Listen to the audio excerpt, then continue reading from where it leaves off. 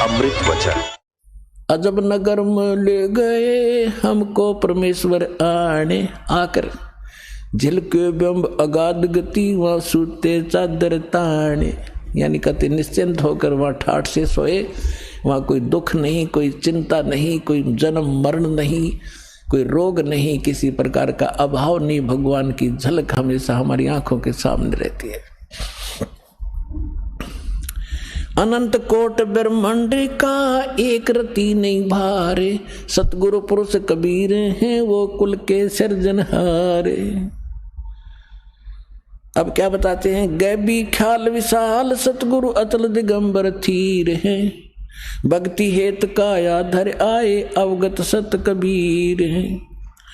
हरदम खोज हनोज हाजिर त्रिवेणी के तीर हैं, दास गरीब तबीब सतगुरु बंदी छोड़ कबीर हैं। हम सुल्तानी नानक तारे दादू को उपदेश दिया, जात दुलाहा भेद न पाया वो काशी माहे कबीर हुआ।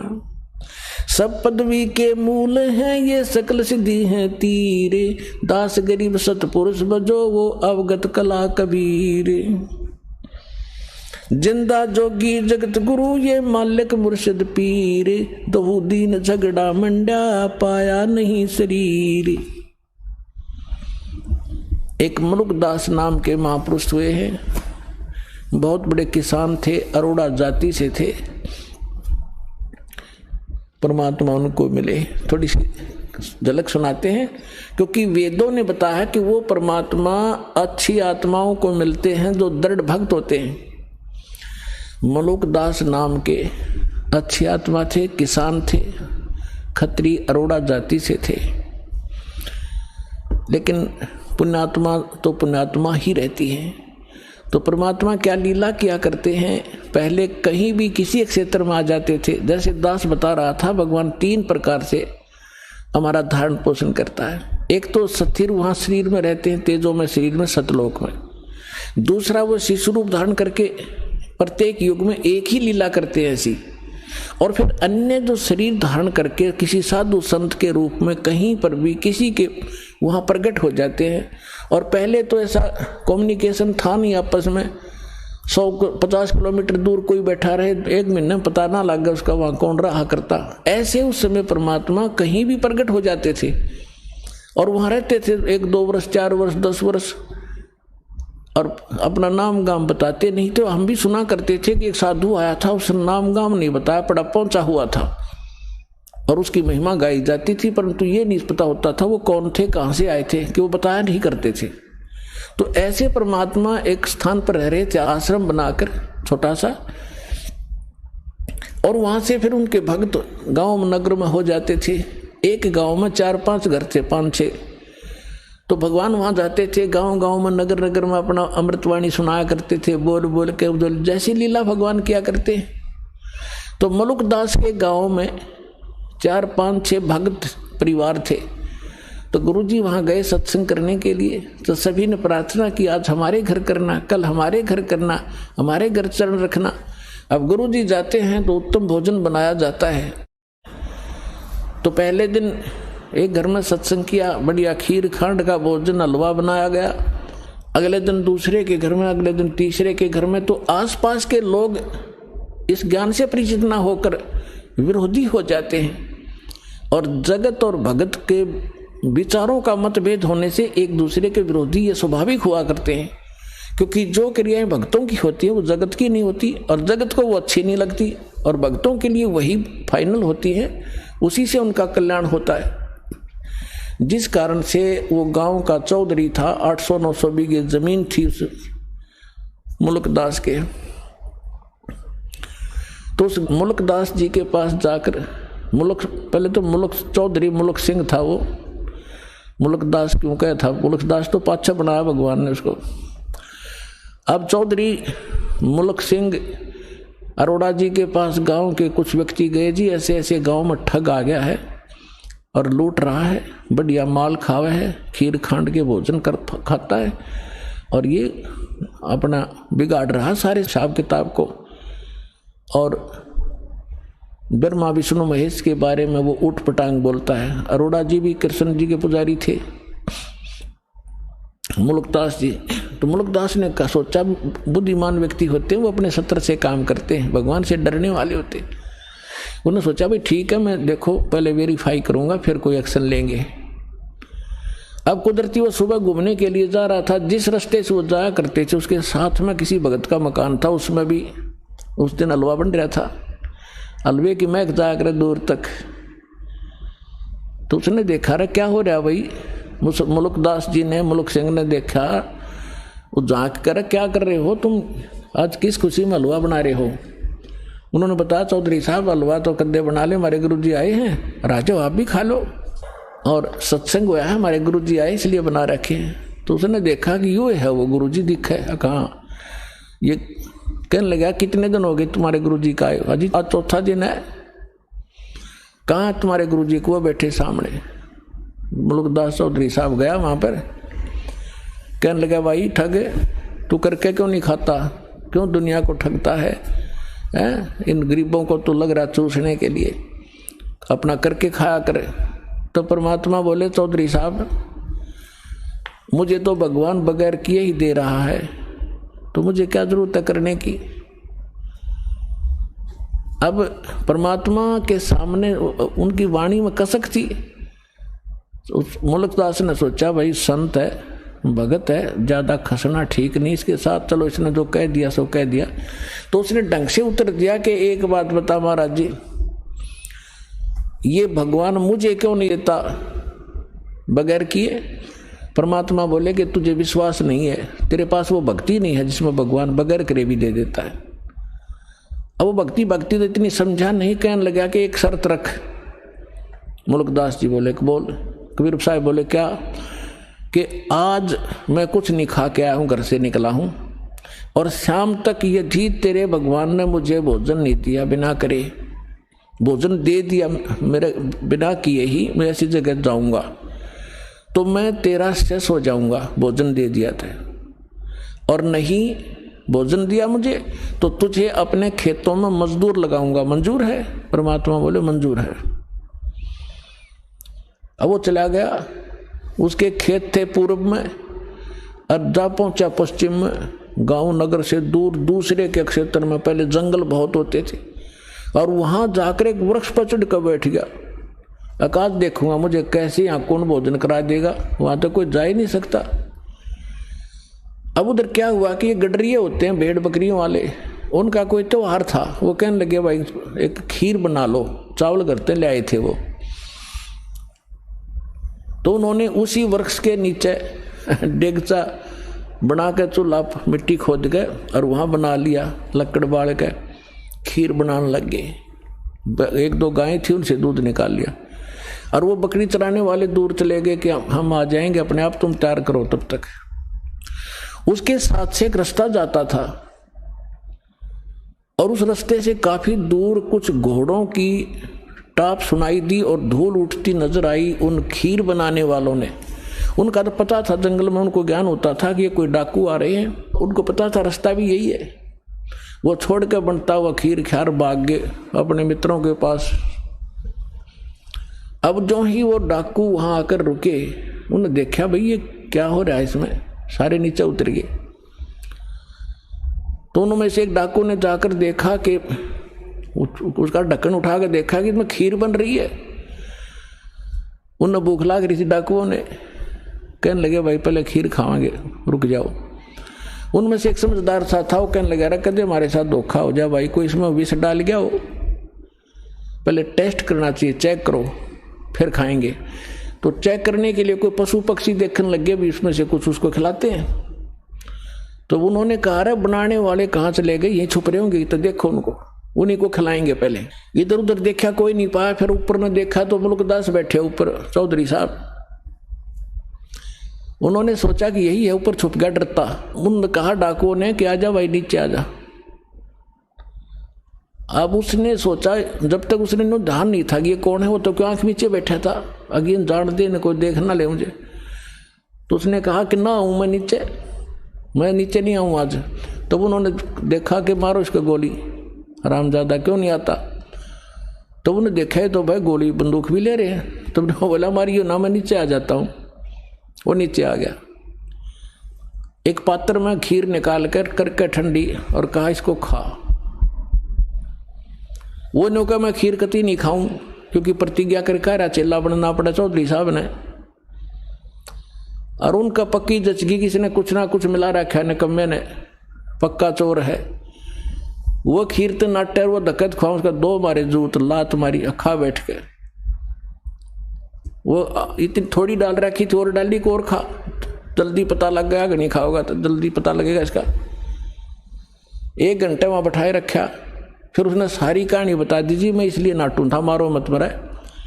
हमारी एक संत के साथ प्रतिज्ञा थी, आज वो सफल हुए, मैं हार गया। तो उन्होंने बोले बात जा तू जाते। अब उसके एक मारे जो तरह भाग लिया सीधा। अब वो जब उसके ऊपर आपत्ति आई तू डाकुआ का फंस गया, अरे इनका इन कौन पूछने आई, मार देंगे गोली तरह।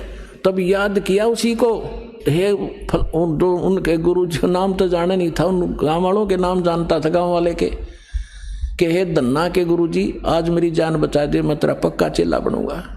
और जान तो बचानी थी परमात्मा ने, तो पक्की निश्चय कर लिया कि आज जब जान बच गई, जान दे चरण छूंगा उस महापुरुष के। तो वहां से भाग गया, पूरी सपेटते परमात्मा के चरणों में आकर पड़कर रोने लग गया। परमात्मा बोले सुना भाई, भगवान ने सेवा करी कुछ? बोला जी आपका भगवान तो मर मर खीर खिलावा है, और मैं आपका चेला, आप मेरे गुरु जी, मेरी जान बख्श दी आपने। तो तब उस मुल्कदास ने क्या कहा, जब सारे ज्ञान से परिचित हुआ और सतलोक में ले गए भगवान, फिर वापस छोड़ा उस प्यारी आत्मा को। जपो रे मन साहेब नाम कबीर, जपो रे मन परमेश्वर नाम कबीर। एक समय गुरु बंसी बजाई कालंदरी के तीर, एक समय गुरु बंसी बजाई कालंदरी के तीर। सुर नर मुनि जन थक गए थे, वो रुक गया दरिया नीर। जपो रे मन साहेब नाम कबीर, जपो रे मन परमेश्वर नाम कबीर। काशी तज गुरु मगहर पहुँचे दोनों दीन के पीर, काशी तज गुरु मगहर आए दोनों दीन के पीर। कोई गड्ढे कोई अग्न जरावे, ढूंढा ना पाया शरीर। जपो रे मन साहेब नाम कबीर, जपो रे मन। कोई गड्ढे कोई अग्न जरावे, नेक न धरते धीर। कोई गड्ढे कोई अग्न जरावे, नेक न धरते धीर। 4 दाग से सतगुरु न्यारे, अजर अमर शरीर। जपो रे मन साहेब नाम कबीर। 4 दाग से सतगुरु न्यारे, अजरो अमर शरीर। दास मलूक सलूक कहते हैं, खोजो खसम कबीर। जपो रे मन साहेब नाम कबीर। अपना आत्मा वेद बताते हैं, परमात्मा ऐसी लीला करता है। आंखों देखे वो महापुरुष बताते हैं कि जो काशी के अंदर धानक रूप में आया था वो परमात्मा, वो पूर्ण परमात्मा है। उन्होंने सचखंड में देखा और फिर यहाँ पर देखा, जब उनकी महिमा गाई। आदरणीय नानक साहिब जी को परमात्मा बेई नदी सुल्तानपुर शहर के साथ से बहा करती थी, जहाँ नानक जी एक नवाब के यहाँ नौकरी किया करते थे और सुबह सुबह स्नान करने के लिए जाया करते थे। वहाँ परमात्मा मिले एक साधु के रूप में, उनसे काफ़ी 2 बार मिले। दूसरी बार फिर उनको अंतर्ध्यान किया, दरिया में डूबने का बहाना करके शरीर को रख दिया वहाँ अपस्ट्रीम के अंदर 2-3 किलोमीटर दूर जंगल में सुरक्षित, और परमात्मा उस आत्मा को लेकर गए सचखंड में। वहाँ से फिर उनको वापस छोड़ा। तीसरे दिन, उसी दिन थे वो प्रथम उदासी उन्होंने काशी की। परमात्मा ने कहा था मैं बनारस में रह रहा हूँ, कबीर मेरा नाम है और जुल्हा मेरा काम है। अब नानक साहब जी ने भगवान को वहां देखा और फिर उसको उनको ये यकीन नहीं हो पाया कि परमात्मा जुल्हा धाणक कैसे हो सकता है। तब जब उन्होंने काशी में आकर भगवान को देखा उस धाणक रूप में, ओए होए, तब उन्होंने क्या कहा, एक सुवान दुई सुवानी नाल भलके भोकाई सदा बियार और कूड़ छुरा मुठा मुर्दार, ये धाणक रूप रहा करता है। गुरु ग्रंथ साहिब के पन्ना नंबर 24 पे ये वाणी अंकित है और नानक साहिब की महिला पहला की वाणी है। मैं पथ की बिंदन करने की कार, ओ बिगड़ रूप रहा विकराल, तेरा एक नाम तारे संसार, मैं एहो आस एहे आधार। कि ये काल तो विकराल है, ये तो बिगड़ रूप है, यहाँ का बुरा हाल कर रखा है इसने, और मुझे आपके उस सतनाम की आस है, उसी का मुझे आधार है। और आपका ये सतनाम पूरे विश्व को पार कर दे। तेरा एक नाम तारे संसार, मैं ए हो आस ये हो आधार, मुख निंदा आख्या दिन रात, पर घर जो ही नीच मनाथ, काम क्रोध मन तन वसे चंडाल, ये धाणक रूप रहा करतार। फाई सूरत मुलुक की वेश, ओए होए, फाई सूरत मुलुक की वेश, ए ठगवाड़ा ठगी देश, खरासी आना पोता बार, ये धाणक रूप रहा करतार। परमात्मा को काशी में देखा जब नानक साहब जी ने, ये ठगवाड़ा ठगी देश, प्यार से कह रहे ये ठग, ये बैठा भगवान खुद, जो मैंने सचखंड में देखा वो जो का तू ये धाणक रूप रहा करतार, लोगों धाणक रूप रहा करता। फिर कहा था कि 731 पृष्ठ पे कहा है कि नीच जात अंधला चुंधला, नीच जात परदेसी मेरा, खिल आवे तिल जावे, एक सेकंड में यहाँ 1 सेकंड में ऊपर पावे, अर्ता की संगत नानक रेंदा, कैसे मुंडा पावे। 721 पृष्ठ पे गुरु ग्रंथ साहिब में लिखा है कि एक अर्ज गुप्तम पेश तो दर कून करतार, हक्का कबीर करीम तू बे ए परवरदिगार। के हे सत कबीर हक्का कबीर बे ऐब परवरदिगार, तू सच्चा करतार है, सारी सृष्टि का रचनहार तू ही है। तो इस प्रकार इन महापुरुषों ने परमात्मा को पाया। और जैसे अब आदरणीय दादू साहेब जी ने जब परमात्मा मिले थे 7 वर्ष की आयु में, बालक थे छोटे से दादू जी, परमात्मा उनको सचखंड लेकर गए। 3 दिन 3 रात तक बेहोश पड़े रहे, कोमा में थे दादू जी। सारे हाहाकार मच गई, रिश्तेदार इकट्ठे हो गए, सब वैद्यों को झाड़ फूक वालों को करवा लिया, दिखा लिया, कुछ नहीं हुआ। जब तीसरे दिन परमात्मा ने वो आत्मा वापस में छोड़ी, उसके बाद वो खड़े हुए और देखा हाहाकार मच रही थी। वैसे तो सोपन भी बांध लेते, जब देखा हो मैं तो भगवान के साथ गया था, मैं तो परमात्मा के साथ गया था, और 3 दिन तक वहाँ देखा, और ऐसे ऐसे जैसे रास्ते में जो दिक्कतें आती हैं वो भी दिखाई दादू जी को। फिर क्या बताया है, जिन मुझको निज नाम दिया सोए सतगुरु हमारे, दादू दूसरा कोई नहीं वो कबीर सिरजनहारे। अब आदरणीय रामानंद जी को परमात्मा ऐसे लेकर गए थे, सचखंड ले गए। वो ज्यादा विद्वान पाक रहे थे, संस्कृत भाषा घनी जाने थे, ब्राह्मण कुल में जन्म था, 1400 ऋषि बना रखे थे जो उनके द्वारा प्राप्त ज्ञान को आगे जनता में प्रचार किया करते थे, और बहुत बड़ा बोलबाला था। 104 वर्ष के वृद्ध हो चुके थे रामानंद जी, जो परमात्मा काशी में आए हुए थे। वो लीला में आयु 5 वर्ष की लीला में आयु थी भगवान की, यानी 99 वर्ष का अंतर था। परमात्मा 5 वर्ष के और रामानंद 104 वर्ष के महर्षि, विद्वान, कंठस्थ याद कर रखा चारों वेदों के मंत्रों को, गीता को, पुराणों को, और बोला धारावाहिक संस्कार सुनाया करते थे। जब परमात्मा ने उसकी अपना ज्ञान के सामने उसके ज्ञान को तोला, और ज्ञान सब ज्ञानड़ी कबीर ज्ञान सो ज्ञाने, जैसे गोला तोब का भाई करता चले मैदान।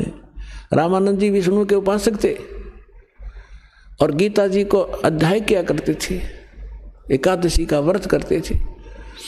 परमात्मा ने एक ही प्रश्न किया था कि कौन ब्रह्मा का पिता है, कौन विष्णु की माँ, शंकर का दादा कौन है, पंडित जी दे बता। अब रामानंद जी इस बात पर हंसे कि बालक क्या बोल रहा है तू, ये तो अजरो अमर है, सर्वेश्वर है, महेश्वर है, स्वयंभू है। विष्णु जी स्वयं मालिक हैं, सारे ब्रह्मांडों के रचयिता हैं, इनके कोई माता पिता नहीं। परमात्मा ने कहा कि देवी भागवत पढ़कर देखो 3रे स्कंद में। अब उसको कंठस्थ याद थे रामानंद को, परमात्मा ने सारा बता, तुरंत समझ गया कैसा ही लिखा है और खोल कर देखा। फिर शिव पुराण के अंदर बताया कि रुद्र संहिता को निकालो 5 से लेकर 9 अध्याय में। उनको याद था, उठाने की जरूरत नहीं थी। कहाँ तो ये श्री विष्णु जी की उत्पत्ति काल रूपी ब्रह्म से, जिसको तुम सदा शिव कहते हो, और दुर्गा जिसको तुम शिवा कहते हो, ये दुर्गा है। अब सारा कुछ समझकर रामानंद जी ज्ञानमत हो गया, फेल। फिर उसने सोचा कि मैं अभ्यास करता हूँ, समाधिस्थ होता हूँ, अंदर समाधि लगाता हूँ। तो परमात्मा ने कहा, उसने कहा जी मैं समाधि लगाता हूँ और बहुत दूर तक देख के आता हूँ ऊपर के नज़ारों को। परमात्मा बोला कि समाधि लाओ। ज्यों ही उसने समाधि लगाई, अभ्यास था, आगे पहुंच गया कति लास्ट में। क्योंकि ये जो शरीर है ये इस ब्रह्मांड के अंदर, इसका सारा नक्शा है ब्रह्मांड का। और सूक्ष्म शरीर जो जब समाधि चलती है, इससे हट ऊपर नजर बाहर निकल जाता है और उसके अंदर फिर बहुत लंबाई हो जाती है इसकी, ब्रह्मांड के सिर लग जाता है ऊपर जा करके। और इसका थोड़ी सी झलक कभी देखनी हो तो सुबह या शाम के समय या सूर्य की तरफ पीठ करके अपने शरीर की छाया पर देखना 1-2 मिनट एकटक, और फिर उसको सामने देखना। ऊपर नीचे से लेकर आपका सूक्ष्म शरीर की एक झलक दिखाई देगी। इतना बड़ा आसमान का सिर अड़ा दिखाई देगा आपको। ये इतना बड़ा बन जाता है जिसको विराट भी कहते हैं। लेकिन इस फंडों में आपने बढ़ना नहीं, लेकिन एक विज्ञान ज्ञान को समझने के लिए आपको ये हिंट दिए जाते हैं। तो जब आगे वो पहुंचे, अब त्रिकुटी पर जाकर, त्रिवेणी पर जाकर, वहां 3 रास्ते हो जाते हैं। त्रिवेणी पर जाकर कहते हैं योग युग प्राणायाम कर जीता सकल शरीर, और त्रिवेणी के घाट पर वह अटक रहे बलबीर। अब परमात्मा 5 वर्ष की आयु में उनको साथ दिखाई देते ऊपर बैठे। वहां जाकर खड़े हो गए, स्वामी जी आगे भी जाना था, कहा मैं यहां तक आता हूं, अब आगे कैसे जाओगे, कहाँ जाओगे? अब पता नहीं कहाँ जाऊंगा। ये डले डोण की आदत पड़ेगी न, बस ऊपर देख लिए, थोड़े नज़ारे हो गए पार। परमात्मा बोले ये 3 रास्ते हैं, मैं बताता हूँ। ये रास्ता आपका मृत्यु के उपरांत खुलेगा। उस समय आप जाओगे धर्मराज के लोक में। वहाँ जैसा आपका जिस इष्ट रूप में साधना जिसकी की है, उसके लोक में भेज दिए जाओगे। और फिर जब आप विष्णु के उपासक हो, विष्णु लोक में जाओगे। विष्णु जी नाशवान है, इनकी जन्म मृत्यु होती है। आपने देवी भागवत में पढ़ लिया, देवी पुराण में। और जब विष्णु जी नाशवान है तो आप स्थायी कैसे होगे? 18वें अध्याय के 62वें श्लोक में गीता में लिखा है कि उस परमेश्वर की शरण में जाओ, उसकी कृपा से तो शाश्वत स्थान को प्राप्त होगा, परम शांति को प्राप्त होगा।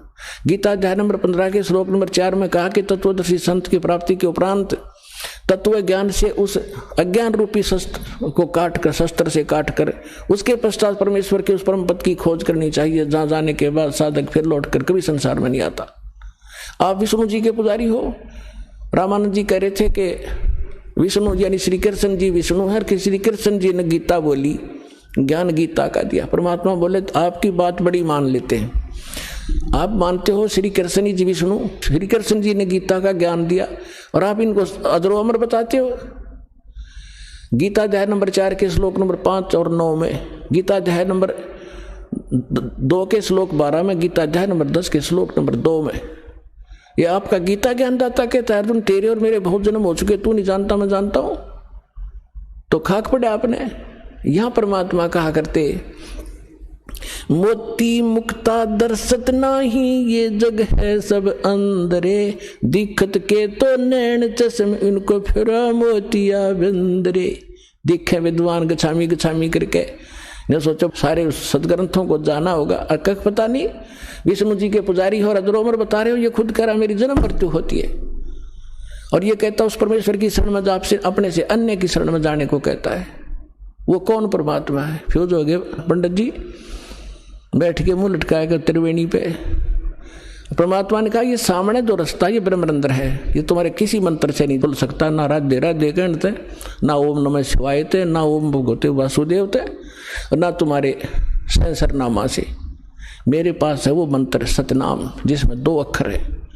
उस सतनाम का मैं जाप करूंगा, सामने वाला खुल जाएगा। यानी आप करके देखो, उसने सारे कर लिए, वो कहाँ खुला है? परमात्मा बोले मैं करूं अपना मंत्र, जो हम जिस मंत्र में हमारे में जो शक्ति है, हम जो मंत्र देते हैं वो कितना ताकतवर है। परमात्मा ने सुमरण किया, सामने का रास्ता से पट दे खुल गया कि यार मेरे साथ। जब ऊपर लेकर गए, काल का लोक दिखा, जिसको तुम निराकार बताते तो ये बैठा तुम्हारा ये ब्रह्मा विष्णु महेश का पिता। फिर 11वां द्वार पार करके इस अक्षर पुरुष के लोक में 7 संग ब्रह्मांड को में प्रवेश हुआ। फिर उसको पार करके 12वां द्वार पार करके सतलोक में गए। अब लंबा समय ना बढ़ा करके वहां दिखाकर परमात्मा ने देखे सिंहासन पर बैठे यही 5 वर्ष के बालक अनंत कोट ब्रह्मांड के सिंहासन पर। इतना तेजो में शरीर था इनका, एक रोमकूप में करोड़ सूर्य में आधे करोड़ चंद्रमा। पहले दूसरे रूप में बैठे थे, फिर वो रूप अंतर ध्यान हुआ, उस बालक में प्रवेश हुआ, बालक रूप वहां विराजमान हुए, और फिर उनको छोड़ दिया कि जाओ आप वापस। जो ही समाधि वापस आई, आंख खुली, सामने भगवान बैठे 5 पुरुष के बालक नीचे बैठे बैठे, ऊपर भी देख कर आए। तब कहा था बोलत रामानंद जी सुनो कबीर करतार, गरीबदास सब रूप में तू ही बोलनहार। 2 ठोड़ है एक तू और भया एक से 2, और गरीबदास हम कारणे तुम आए हो मगजो। तो परमात्मा कौन है, कैसा है, कहाँ रहता है, उसको पाने की विधि क्या है, इतना सा अध्यात्म ज्ञान है यो। और ये सिद्ध करने के लिए हु इज गॉड, कौन है परमात्मा और कैसा है, उसकी फॉर्म क्या है, कहाँ रहता है, और उसके पाने की विधि क्या है, ये 3 तो आपको बता दिया कि कौन है भगवान, क्या लीला करता है भगवान, कैसा है परमात्मा, कहाँ रहता है भगवान, और कैसे मिलता है, ये आने वाले सत्संग में बताएंगे। बोलो सतगुरुदेव। अभी आपको भक्तों के कुछ अनुभव सुनाते हैं, ताकि दुखी आते हैं भक्त यहाँ पर, उनको पता चले कि यहाँ सारे सुख मिलते हैं, मोक्ष भी मिलता है, और ऐसे ऐसे भयंकर कष्ट दूर होंगे। कैंसर तक का रोग आपका भगवान की भक्ति से ठीक हो जाएगा। अगर सच्चे दिल से आप भक्ति करोगे, 100 सुख देगा भगवान।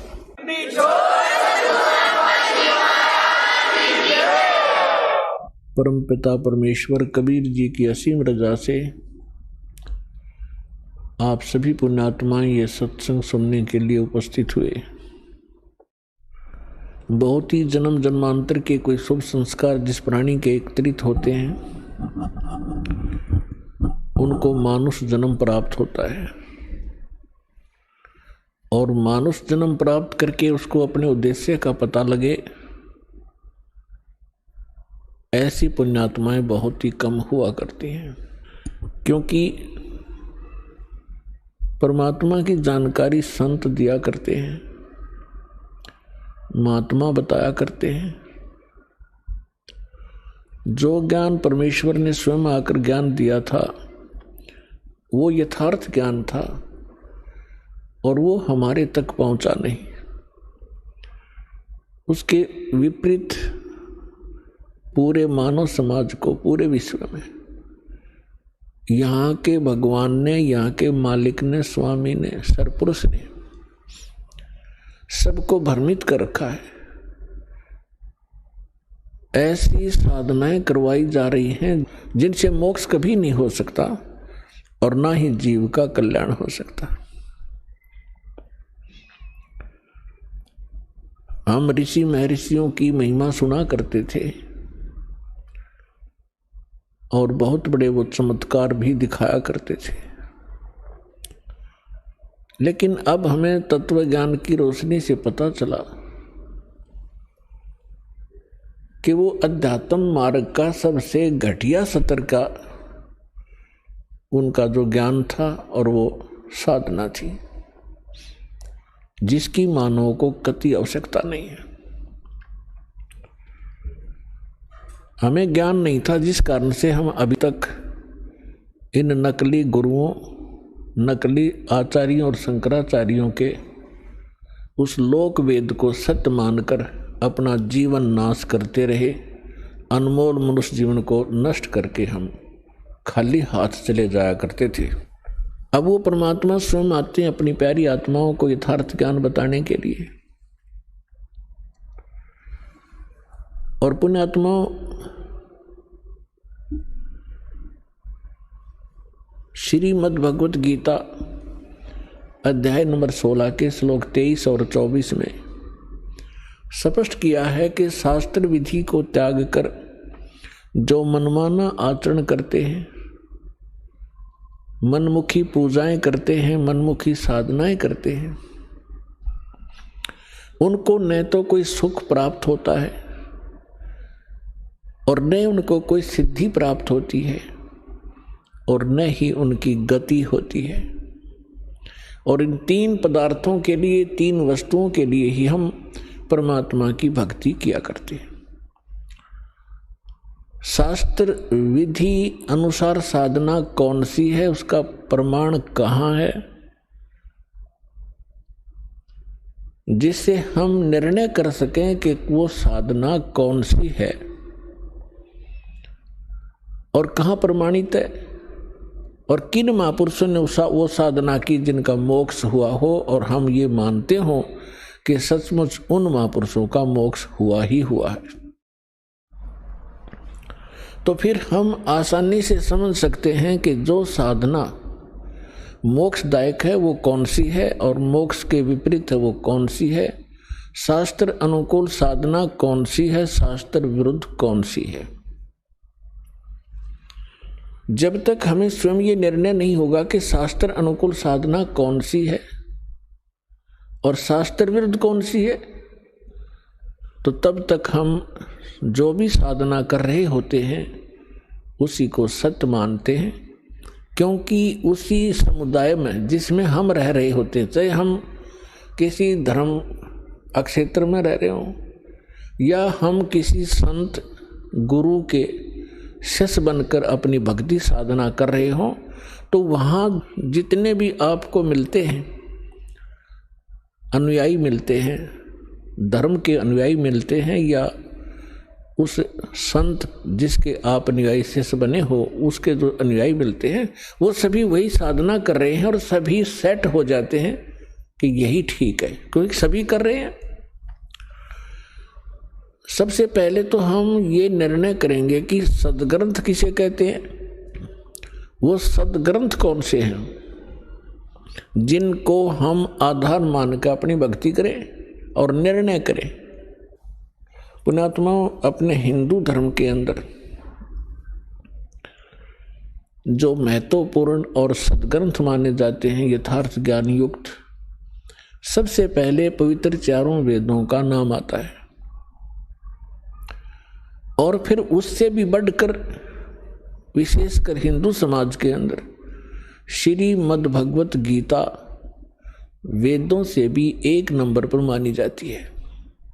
क्योंकि ये कहा जाता है कि चारों वेदों वाला ज्ञान और श्रीमद् भगवत गीता के अंदर संक्षिप्त करके सरल करके बताया गया है। ये बिल्कुल सही है।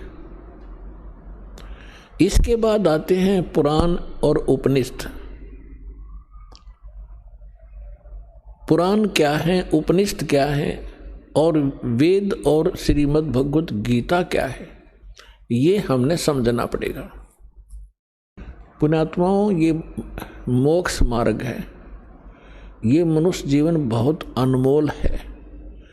मानव को अभी इसकी कीमत का ज्ञान नहीं है, केवल सुनते सुनते हैं कि मानुष जन्म बड़ी मुश्किल से प्राप्त होता है, बड़ा सुदुर्लभ है, और इसको ऐसे व्यर्थ नहीं करना चाहिए। लेकिन इस तत्व ज्ञान से आपको वास्तविकता का पता चलेगा कि सचमुच ये कितनी कीमत है इसकी। और जिस समय आप इस तत्व ज्ञान के आधार से मनुष्य जीवन की कीमत को समझोगे, जिस प्रकार अब भारत का या पूरे विश्व का बच्चा ये चाहता है और सभी समाज भी चाहता है कि बच्चे बेटे और बेटियां सभी शिक्षा ग्रहण करें, और कितना ही पैसा हमारा लगे ये शिक्षित हों। और कितनी महंगी शिक्षा हो चुकी है, हम फिर भी गरीब से गरीब व्यक्ति भी ये सोचता है कि अपने बच्चों को पढ़ाऊं ताकि इनका जीवन सफल हो। आप देख रहे हैं, आपके समक्ष है। और दास ने वो जमाना देखा है जिसमें इस पढ़ाई की कोई कीमत नहीं थी, वैल्यू नहीं थी। और घर से धक्के तो पकड़ टीचर लाया करते छोटे बालकों को, उनके घर वालों को समझा बुझा के। तो वो समय भी देखा था, क्योंकि उस समय इस शिक्षा की महिमा का, शिक्षा के गुण का ज्ञान नहीं था। और फिर इस जो भौतिकवाद में ज्ञान हुआ, अब पता चला कि बच्चा शिक्षित हुआ, बड़ा अधिकारी बन गया या कोई कर्मचारी बन गया, उसका ठीक गुजारा हो गया। तो सभी ने स्पीड पकड़ दी और सभी शिक्षित हुए। अब परमात्मा की लीला को आप धीरे धीरे समझोगे। ये सारी लीला करी कबीर भगवान ने, इस परमेश्वर ने, कि एक बार मेरे बच्चे अक्षर ज्ञान युक्त हो जाएं। और आप देख रहे हैं, क्योंकि दास का तो इस मार्ग में सारा विचार इधर रहता है। सन 1994 में दास को दीक्षा देने का आदेश प्राप्त हुआ था पूज्य गुरुदेव जी से। तब तक ये कोई मीडिया विशेष नहीं था, ऑडियो कैसेट होती थी, बस यहीं तक सीमित थे। अब देखते ही देखते कमाल कर दिया, कितने अच्छे इलेक्ट्रॉनिक चैनल बन गए, मोबाइल बन गए कितनी अच्छी क्वालिटी के, जिसमें चिप डाल लो, 100 घंटे का सत्संग, 50 घंटे की फिल्म, परमात्मा की सीडी यानी सत्संग की, देखो कहीं बैठ के। डीवीडी बन गई, सीडी बन गई, सीडी प्लेयर बनवा दिए दाता ने। तो पुण्यात्माओं, जो दास कहना चाह रहा है कि आपने जिस प्रकार शिक्षा में अपना समर्पण किया, बच्चों को फ्री भी छोड़ दिया, 15-20 वर्ष के बच्चे तुम पढ़ो और खूब धन भी लगाते हो, समय भी पूरा देते हो, किस लिए? एक 2 रोटी के लिए। और जितने बच्चे आज पढ़ रहे हैं, जिनमें से 2% ही सरकारी नौकरी ग्रहण करेंगे, 98% वो फिर वही काम करेंगे जो हमारे दादे परदादे परंपरागत करते आ रहे थे। अब इसका फायदा हमें ये हुआ कि हम शिक्षित कर दिए दाता ने, और अब शिक्षित हुए तो भगवान पहचानेंगे। तो इसी प्रकार जब आपको इस परमात्मा की भक्ति और मोक्ष की कीमत का पता चलेगा, आप सभी बुद्धिमान व्यक्ति हैं, आज वर्ल्ड के कोई बालक नहीं है, आप सभी का एकदम ऐसा यू टर्न होगा। अब आप भक्ति की तरफ, परमात्मा की तरफ, बच्चा बच्चा भक्ति करेगा, सबके हाथ में माला होगी, जेब में मोबाइल होगा, तो परमात्मा की चर्चा ही चलेगी। ये बकवाद बंद हो जाएंगी जो जिनके लिए इसको प्रयोग किया जाता है। तो दास प्रार्थना ये करना चाहता है कि आप जी, दास जो आपको गॉड गिवन स्पिरिचुअल नॉलेज बता रहा है, प्रभु दत्त परमेश्वर ने अपने मुख कमल से जो तत्व ज्ञान बोला है, वो तत्व ज्ञान अभी तक छुपा हुआ था। परमात्मा का आदेश था। जिन महापुरुषों को परमात्मा ने अपने गवाह बनाया,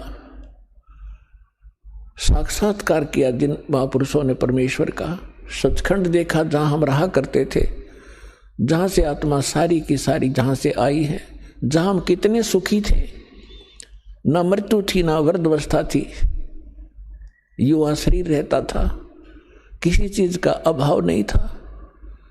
कोई गर्मी और सर्दी वहाँ नहीं थी, बहुत सुंदर वातावरण है। तो हम वहाँ रहा करते और उस सुख को हम छोड़कर यहाँ आ गए। काल ने हमारी बुद्धि इतनी जकड़ दी कि सब कुछ भुला दिया। हमने पिछले जन्म का नहीं पता हम कहाँ थे कैसे थे, ऐसी मिट्टी डाल देता हमारी बुद्धि के ऊपर। ये परमेश्वर ने आकर के हमें बताया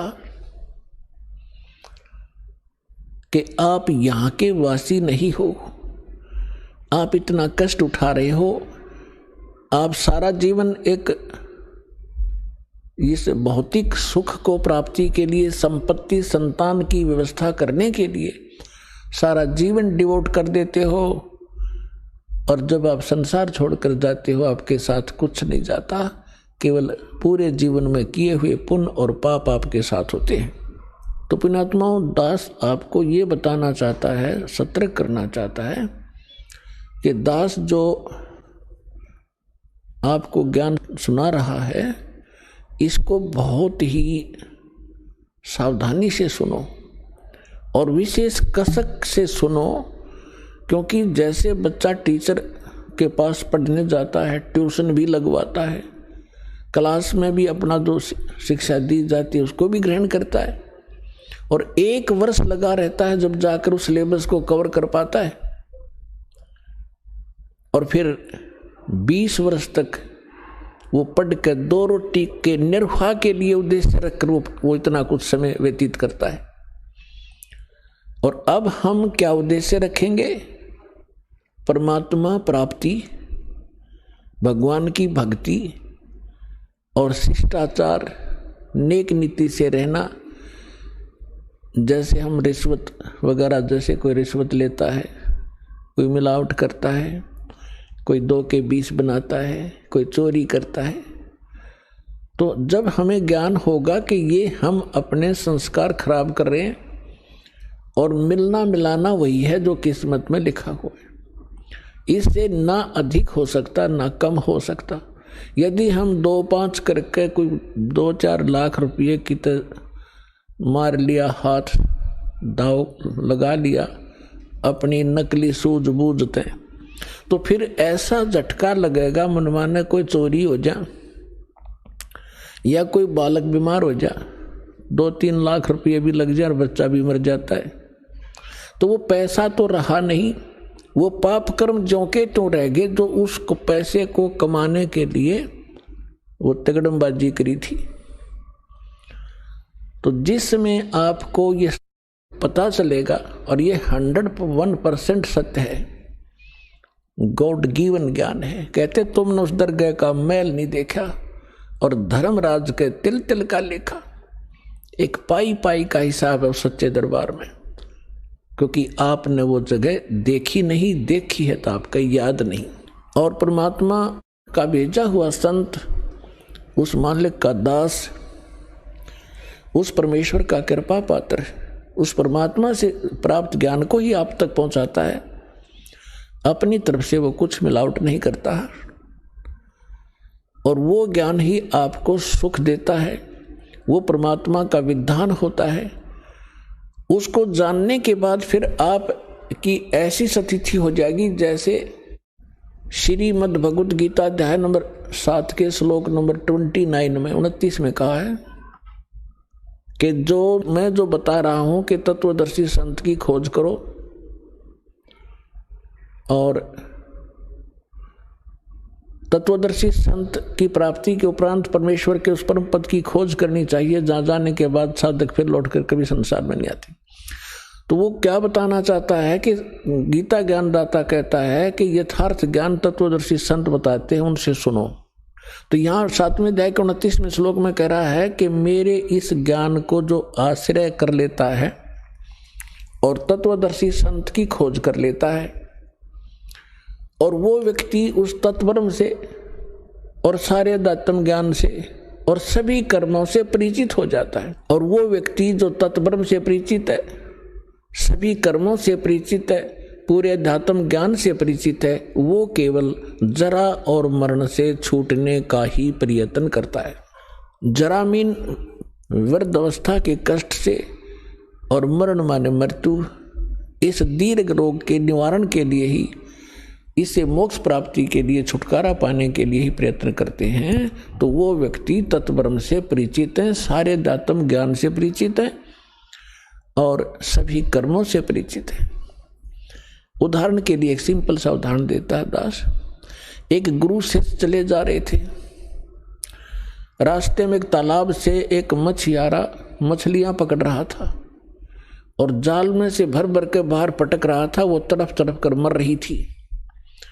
उस शिष्य ने अपने गुरुदेव से पूछा, गुरुदेव इस अपराधी व्यक्ति का क्या हर्ष होगा जो इतनी जीव हिंसा कर रहा है, ये जीमर, ये मछियारा।